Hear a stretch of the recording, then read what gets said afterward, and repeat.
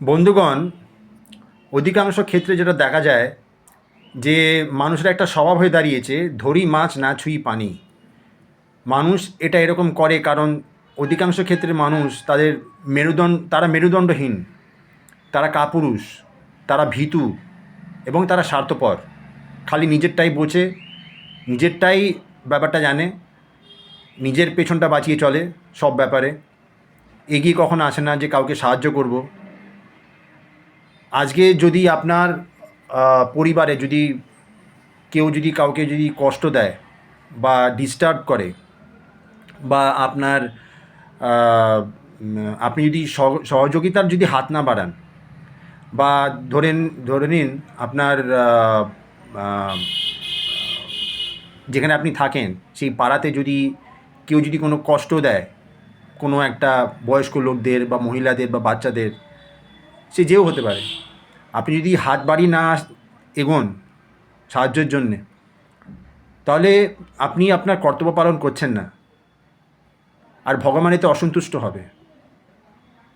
তো নিজের কর্তব্য পালনটা করুন এবং নিজের সাহসটা দেখান।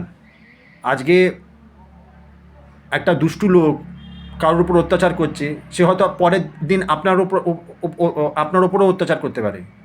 তাই একদিক থেকে দেখতে গেলে কি, আপনি নিজেকেও আপনি যাতে নেক্সট ভিকটিম যাতে না হন,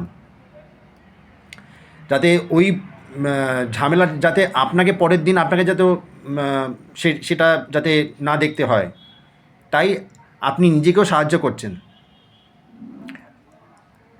আমি একটা বই লিখেছি, 60 কি পয়েন্টস ফ্রম দ্য মহাভারত কথা। মহাভারতের ওপর অনেক বিষয়, যেগুলো বিষয় নিয়ে আজ পর্যন্ত বেশিরভাগ লোক আলোচনা করেনি, যেখান থেকে আমরা অনেক কিছু শিখতে পারি। তো এই বইটা আমি লিখেছি, এটা পড়বেন। এর মধ্যে কর্ম আর ভাগ্যর ব্যাপারে অনেক কিছু লেখা আছে। আর এটা আপনি অ্যামাজনে পেয়ে যাবেন, ফ্লিপকার্টে পেয়ে যাবেন, google.com-এ সার্চ করুন, পেয়ে যাবেন। ভালো থাকবেন। আর যখনই আপনি দেখবেন আপনার পাড়ায় কোনো রকমের কোনো ছোট ছোট জিনিস যেটা একটা বড় ঝামেলা পরে সৃষ্টি করতে পারে, সেটা যাতে পরবর্তীকালে না হয়, সবসময় আগে থেকে এগিয়ে আসবেন। এগিয়ে ওটাকে যাতে যেটা বন্ধ করা যেতে পারে, সাহায্যের হাতটা বাড়াবেন, যোগদান দিন, যাতে এই ঝামেলাটা যাতে তাড়াতাড়ি বন্ধ হয়ে যেতে পারে। কখনো পিছিয়ে যাবেন না, সাহায্যের হাতটা সবসময় বাড়বেন। এটা আপনার কর্ম, এটা আপনার ধর্ম। ধন্যবাদ, ভালো থাকবেন।